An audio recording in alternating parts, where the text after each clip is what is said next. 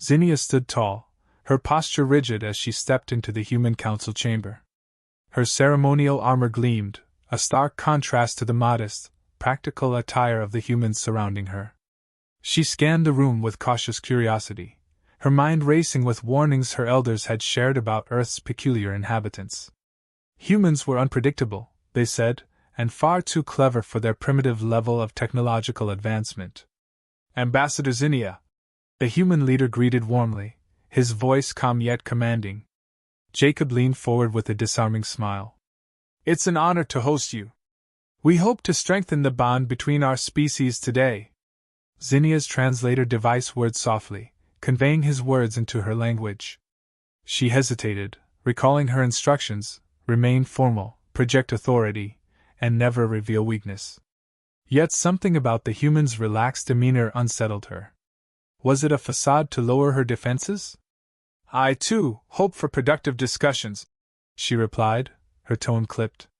Your species' approach to negotiation intrigues me.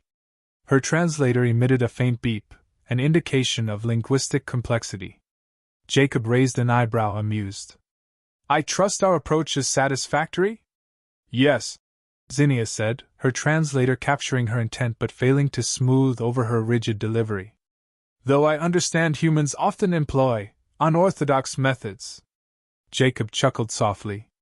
Unorthodox? I'd say we value creativity. She stiffened, misinterpreting his amusement as condescension. Creativity has its place, but I question whether your kind can balance it with discipline. The room grew quiet for a moment. One of the human aides shifted uncomfortably. Jacob, however, didn't flinch. Instead, his smile widened. We may surprise you, Ambassador. Zinnia's antennae twitched imperceptibly. She'd struck a nerve, or so she thought. Perhaps this would give her the upper hand. Your species has been described as primitive, she said carefully, her gaze steady, but adaptable.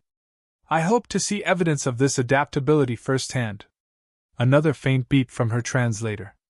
Jacob's face remained composed, though the glimmer of amusement in his eyes deepened. Primitive, adaptable, and creative. Quite the combination. Zinnia noted the subtle emphasis on creative, and considered her next move. It was then Jacob added, of course, we prefer to approach challenges with pleasure rather than pain. The phrase hit her translator like a static shock. The words tumbled through her mind, and their meaning crystallized into a single terrifying concept: humans preferred psychological pleasure torture.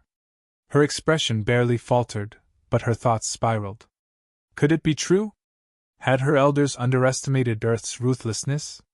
Pleasure rather than pain, she echoed, her voice hollow. I see.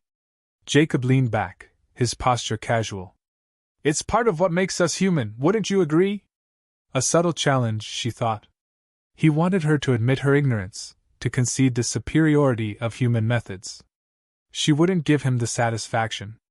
Instead, she straightened and declared, if this is central to your practices, I request to experience it myself. The room froze. Jacob blinked, taken aback. I beg your pardon? To demonstrate the strength of my people, she continued, misreading his confusion. I will endure your pleasure techniques. A stifled cough escaped one of the aides.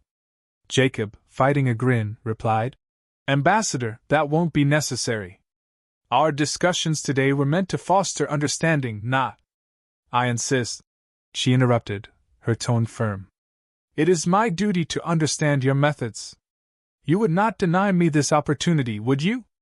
Jacob exchanged a glance with his aides, who looked equally baffled and amused. Well, he began cautiously. If you're certain. I am, Zinnia said, her chin held high. She couldn't allow herself to back down now. Failure to follow through would be seen as weakness, a disgrace to her lineage. Very well, Jacob replied, his smile taking on an edge of mischief. We'll arrange something suitable. Please prepare yourself for a unique experience. Zinnia nodded once, her expression stoic. But as the humans busied themselves with preparations, she allowed a sliver of doubt to creep in. What horrors awaited her? What form would this pleasure torture take? Whatever it was, she resolved to endure it without breaking. Her honor, and the reputation of her people, depended on it. The vehicle came to a halt outside a sprawling complex of vivid colors, flashing lights, and booming sounds that made Zinnia's antennae twitch. She stepped out cautiously, her sharp eyes scanning the chaotic scene. Hundreds of humans moved about in seemingly erratic patterns, screaming, laughing, and clutching strange objects. Her translator struggled to categorize the environment, but eventually returned with a single term. Amusement facility. Her brow furrowed. This was the torture chamber. The humans were cleverer than she had imagined. The sheer chaos of this place alone was enough to disorient even the most disciplined mind. Jacob gestured toward the towering structures before them. Welcome, Ambassador. This is where we'll begin your experience. Zinnia tilted her head, her voice betraying a mix of suspicion and determination. These are the instruments of your pleasure-based interrogation? Jacob paused, choosing his words carefully. You could say that. Her gaze settled on a massive spinning wheel, lights blinking in hypnotic patterns. That device, what does it do? Oh, the Ferris wheel? It offers a unique perspective. Zinnia's translator mangled the meaning, presenting her with a phrase she interpreted as perspective extraction. She stiffened, impressed by the ingenuity of such a method. Fascinating. Without further delay, Jacob guided her toward another imposing structure. The track looped and twisted wildly, with carts shooting through the air at alarming speeds. Humans strapped into the contraptions were screaming, their faces contorted with emotion. Zinnia clenched her fists.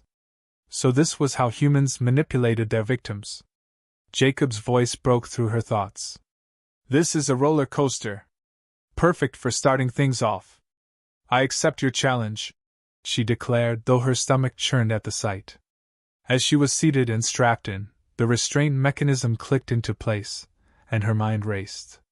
The harness was a clever touch, preventing escape and forcing submission. She braced herself as the contraption jolted forward. The ride began slowly, lulling her into a false sense of security. Then came the first drop. Zinnia's stomach plummeted, and a guttural cry escaped her lips. The speed, the turns, the sensation of weightlessness. It was a sensory overload unlike anything she'd ever experienced. Her screams mingled with laughter as her body reacted involuntarily.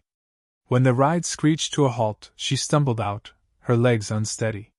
Her translator struggled to articulate her jumbled thoughts, but one coherent phrase emerged. An efficient technique. Jacob stifled a laugh. Efficient, huh? Let's try something else. Next, they approached a stall where puffs of a fluffy, pink substance were being handed out. Zinnia's curiosity piqued as she watched humans devour the peculiar material. When handed a portion, she examined it closely, noting its strange texture.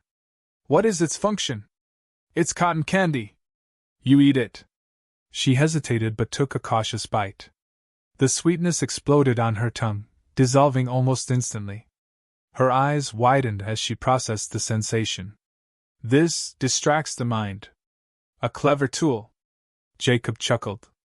You're not wrong. They moved deeper into the park, encountering what Jacob called bumper cars. Zinnia observed as humans climbed into small vehicles and began colliding with each other with apparent glee. Her translator labeled it combat simulation, and she felt a surge of confidence. At last, a test of physical resilience. Jacob grinned. If you insist. Once inside the vehicle, Zinnia gripped the controls, her warrior instincts kicking in. She quickly mastered the art of driving, aggressively ramming into other cars with precision. Humans laughed and shouted, seemingly enjoying her zeal. She interpreted their reactions as approval of her skill.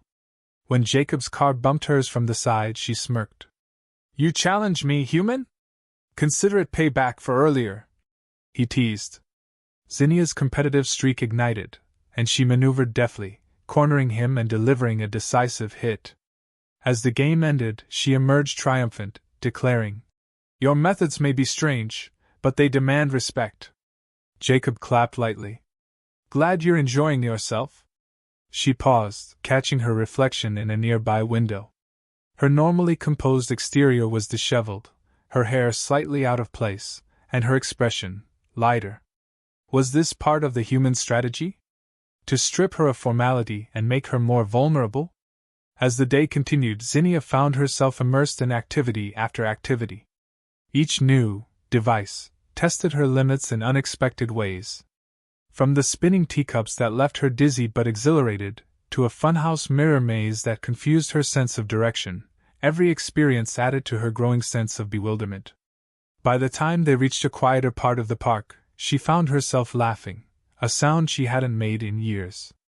She quickly stifled it, embarrassed by her lapse in composure. Jacob noticed but said nothing, his expression one of quiet amusement. Zinnia, still wary, couldn't shake the feeling that she was being studied. These humans, they were unlike any species she'd encountered. And their methods, though unconventional, were undeniably effective. As the chaos of the park settled behind them, Jacob led Zinnia to a quieter area near a shaded bench. She hesitated, scanning for hidden traps or unfamiliar contraptions, but there were none.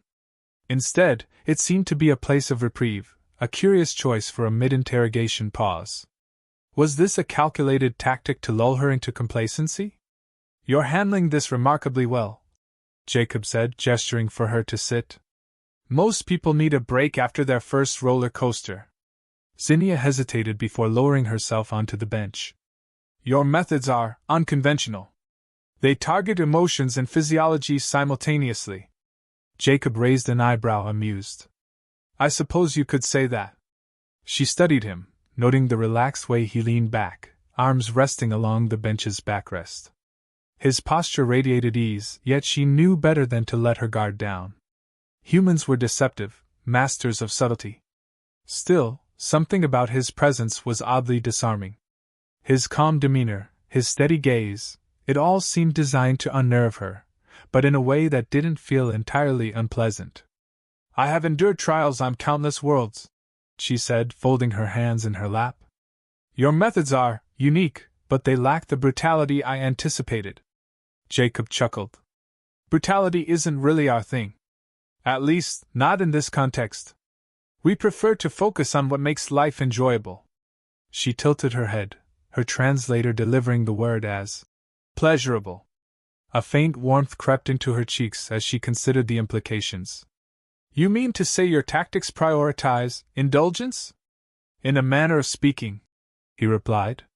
"Pleasure is a powerful tool, wouldn't you agree?" The warmth intensified, and she looked away, unsure how to respond. On her planet, such discussions were taboo, reserved for intimate bonds and whispered confidences. Yet here, Jacob spoke of it casually, as if it were a strategy like any other. Did humans truly wield pleasure as a weapon? Or was there something more to their approach? Before she could dwell further, Jacob reached into a nearby cooler and retrieved a bottle of water. He handed it to her, his fingers brushing against hers briefly. The contact sent a small, unexpected jolt through her. She frowned, shaking off the sensation, and uncapped the bottle. "You're awfully quiet all of a sudden," he remarked, his tone teasing. "I am analyzing your tactics," she replied stiffly, taking a sip. "Your attempts to unbalance me are noted." He grinned. "Unbalance you? I thought we were just having a conversation." "A conversation is never just a conversation," she countered, her voice firm. "Especially not with humans." Jacob laughed, the sound deep and genuine. It was a curious reaction, one that didn't fit her expectations of an adversary. "Fair enough. But if it's any consolation, I'm enjoying this far more than I probably should." Her antennae twitched, a subtle sign of confusion. "Enjoyment? You find amusement in this exchange?" "Absolutely," he said, his eyes meeting hers. "You're fascinating, Zinnia. Most people don't analyze a day at the amusement park like it's a military operation." She stiffened at his use of her name, the informality catching her off guard. "You are trying to distract me." "Maybe," he admitted with a shrug. "But is that so bad?" She opened her mouth to respond but found herself at a loss for words. His honesty was disarming, a sharp contrast to the calculated exchanges she was accustomed to. And then there was his smile, not mocking or condescending, but warm, inviting. It stirred something unfamiliar within her, a sensation she couldn't quite identify. "You are unlike any human I have studied," she said finally, her voice quieter than before. "Is that a compliment?" he asked, leaning slightly closer. "Merely an observation." He chuckled again, but this time it was softer, almost intimate. "Well, I'll take it." They sat in silence for a moment, the sounds of the park distant and muted. Zinnia found herself stealing glances at him, noting the way his hair caught the sunlight, the easy confidence in his posture. It was unsettling how approachable he seemed. Was this another facet of human cunning? Or was it something else entirely? "You confuse me," she admitted, breaking the silence. Jacob turned to her, his expression thoughtful. "How so?" "You speak of pleasure as if it is a virtue. On my world, it is seen as a weakness, a distraction from duty." He nodded slowly, considering her words. "I can see how it might seem that way. But for us, it's about balance. Life is hard enough as it is. Sometimes you need to find joy in the little things to keep going."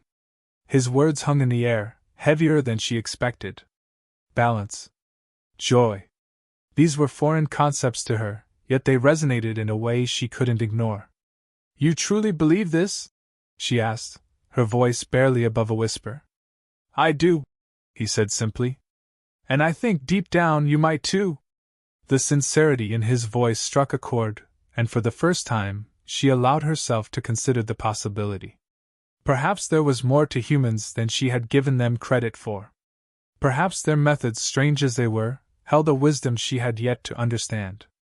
Before she could respond, Jacob stood and extended a hand to her. "Come on. There's one more thing I want to show you." She hesitated, staring at his outstretched hand. It was a simple gesture, yet it carried an unspoken weight. Slowly, she reached out and took it, her fingers brushing against his. The warmth of his touch was startling, but not unpleasant. As he led her back toward the heart of the park, Zinnia found herself wondering if she had underestimated humans, not their cunning or their strength, but their capacity for connection. And in that moment, she wasn't sure whether the thought comforted or unnerved her. The final part of their tour brought them to a large, brightly lit structure adorned with flashing neon signs.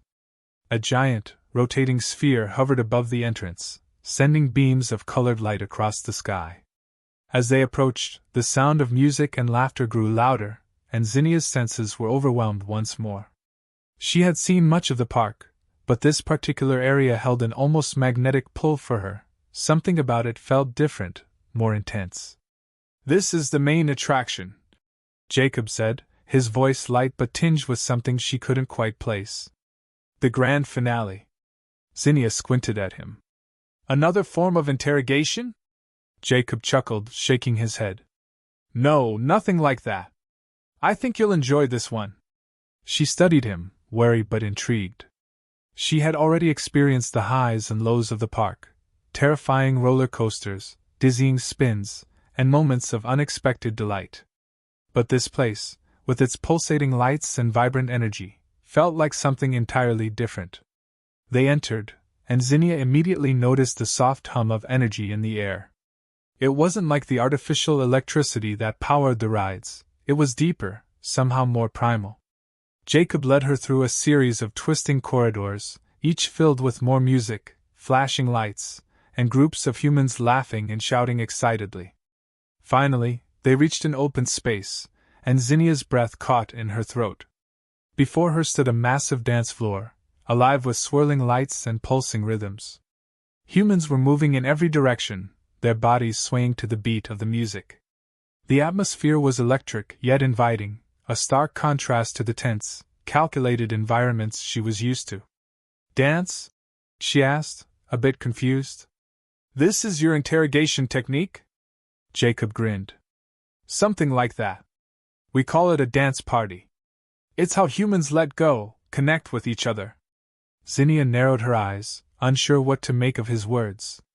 She had seen humans engage in many strange activities, but this was entirely foreign to her. Her culture valued control, precision, and discipline. Dance was reserved for rare ceremonial occasions, never casual entertainment. "You want me to dance?" she asked, her voice dripping with skepticism. "Yep," Jacob replied, offering her a playful smile. "And I think you'll have a great time." She looked at the crowd, then back at Jacob. "I do not understand how this will serve your purpose. Dance is chaotic. It lacks order." Jacob shrugged. "Maybe. But it's also freedom. And sometimes you need to let go of control to experience something real." Zinnia felt an odd flutter in her chest at his words. Real. The idea that something could be real in a world full of structure and expectation was alien to her. But as she looked at the people around her, moving without a care in the world, she felt a strange pull. "No one can move in such a chaotic manner without suffering consequences," she argued, but her voice was softer, almost thoughtful. "You'd be surprised," Jacob said, his tone light but sincere. "Humans find joy in unpredictability. It's part of what makes us who we are." She wasn't convinced, but the desire to understand this strange practice gnawed at her. She crossed her arms, looking at the moving bodies on the floor once again. Jacob's presence beside her felt calming, almost reassuring. There was something about his openness that made her hesitate for a moment. Perhaps she had misjudged him, or perhaps this wasn't an interrogation at all. Perhaps it was something else entirely. Jacob, ever the playful human, held out his hand again. "Come on. You've already survived everything else here. What's a little dancing?" Zinnia's eyes flicked to his hand, then back to his face. Something about his expression was so earnest, so unassuming. She found herself intrigued, despite her best efforts to stay composed. Slowly she reached out, placing her hand in his. It felt warm, firm, and unyielding, just like his confidence. They moved toward the dance floor, the beat of the music vibrating through her body as they joined the crowd. For the first few moments, Zinnia stood awkwardly, unsure of the rhythm, her movements stiff and calculated. The chaos of the dance floor swirled around her, but she felt out of place, a precise instrument in a sea of wild, unpredictable motion. But Jacob was beside her, guiding her gently with his movements, offering subtle cues. Slowly, she began to mimic his steps. Her body, trained for military precision, found it difficult to relinquish control. Yet, as she followed his lead, something within her started to shift. The rigid walls she had built up began to crack. Jacob smiled at her, his eyes sparkling with a mix of amusement and encouragement. "See? You're doing great." Zinnia's breath quickened, and for the first time that day, she let herself smile. It was a small, tentative thing, but it was real. A genuine smile, free of the calculated restraint she usually maintained.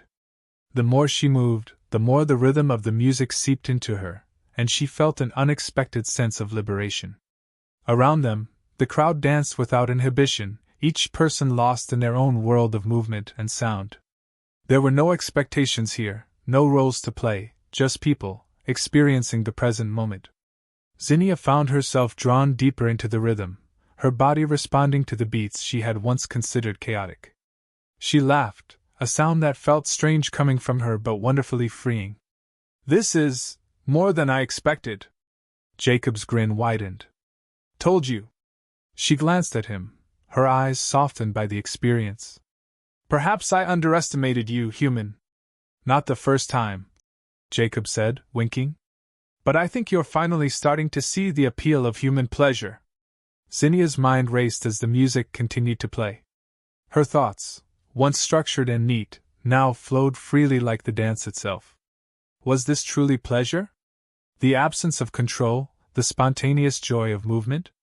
The sensation was unlike anything she had ever experienced, a sharp contrast to her disciplined existence. For the first time that day, she didn't feel like an ambassador, an outsider, or a diplomat. She felt like herself, unburdened, unbound. The music, the lights, the laughter, all of it felt like a release. She wasn't just experiencing the amusement park anymore. She was living it. As the song reached its crescendo, Zinnia let herself go fully. The rhythm flowed through her body moving in ways she had never thought possible. There was no room for calculation, no room for doubt. There was only the beat, the motion, and the feeling of being utterly, completely present. And in that moment, surrounded by the chaos and laughter of the human world, Zinnia realized that perhaps the greatest form of torture wasn't pain or fear, but the absence of joy, the absence of freedom. Jacob's hand never left hers, guiding her, laughing with her. She didn't want the moment to end.